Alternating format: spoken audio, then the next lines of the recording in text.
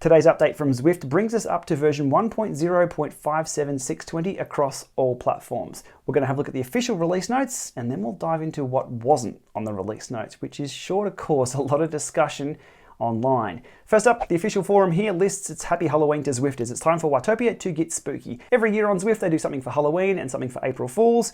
I'm guessing this year around they've probably learnt from the VHS thing on April Fools, which everyone thought they had a bad video card or video drivers. So I don't think this Halloween special will affect everyone. We might have to dig around and find out exactly what it's about closer to the date. Content listed here. Halloween has arrived in Watopia. Keep a close eye out for some fun surprises. As I said, I don't think it'll affect everyone. The help desk was probably overloaded with the last April Fools or something that affects everyone, so watch for that. Each pace partner now has a spinning chevron above their head, so they're easy to identify when you're in the pack. If you're a little further off the pack, you'll see that giant beam from the sky. And if you're a little further again, that beam will disappear. So if you're within the pace partner zone, you'll know who to ride with. And each pace partner has a different color, so you can identify which one you can keep up with.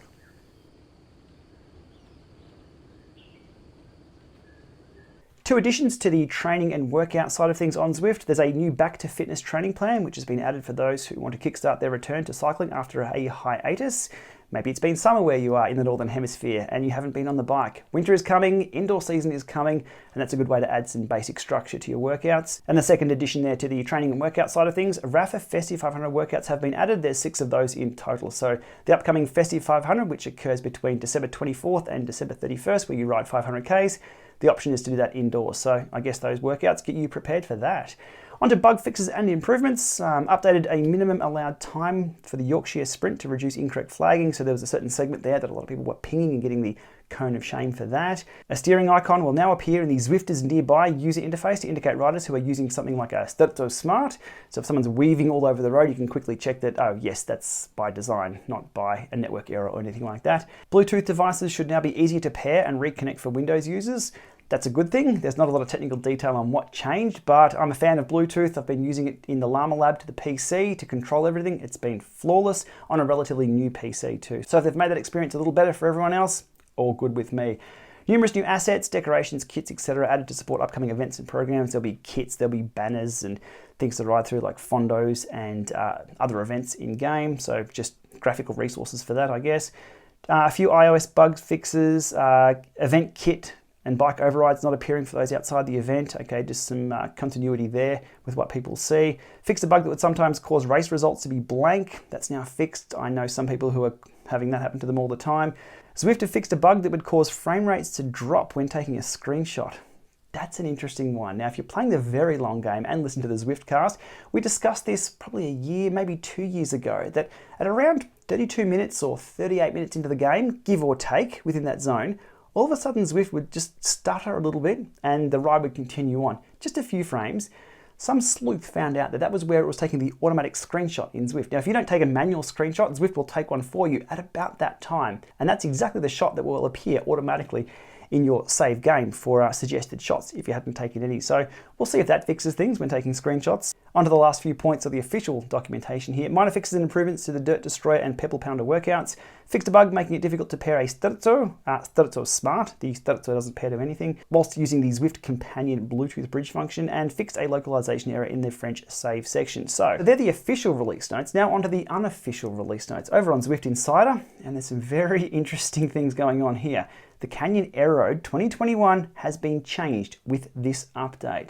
Eric says here that we've received a tip from within Zwift HQ that this release includes tweaks to the aero plus weight settings for the Canyon Aeroad 2021 frame. If you recall, this frame was released in the previous update and its performance was amazing. I covered it here on the GPLama channel. That bike won everything except a little flat section where the S-Works Venge, I think, did a little better. However, it was just so close, it didn't really matter. Things have changed. So Eric is now continuing to do his testing on the new Aeroad slower version, I guess. We'll keep a close eye on those things. And some changes to the price. First up, the level unlock has gone from 23 back down to 10. There's a price change. Now, I did note that people should jump in and buy this bike quickly in case the price goes up. I was just guessing. So, while the price is still quite low, jump into the drop shop, lock that into your garage, because you never know. Prices can go up and they have gone up in the past. It's gone from 532,500 drops up to 568,000 drops. And the weight rating has been reduced from 4 stars to 3 stars, so it's heavier. As Eric lists there, they're doing some more testing, so stay tuned on that one. My question is, why does the price of drops change? And what kind of meeting would you have at Zwift where you sit down and say, look, I think too many people are buying this bike. Who decides what? I'm confused on that one. Now, comment below if you're across esports or gaming, a lot more obviously than I am, because I don't understand what's going on here. Do other games do this? Do they change the weight or the price of weaponry? I guess we'd call this weaponry, without it being in the changelog? I don't know. I'm confused. Anyhow, if you took my tip and bought the bike, you've now got a heavier bike. And the next unreleased release notes is that those who like to go full send on the dirt, there's a new Trek Super Caliber mountain bike released in-game. So I'm not quite sure of the price on that one. Again, we'll check back with Zwift Insider in a day or two once they've done some testing on that, but there's a new bike in-game. And the final update that wasn't in the updates is the upcoming outage on Zwift. There's a 4-hour window where they'll be doing some back-end work where you will not be able to log into any of the Zwift services. October 27th, watch for that. Maybe use that time to jump on Strava and re-enable your flybys. All right, thanks for watching this one. It's time for me to jump on and check out that new Pace Partner setup.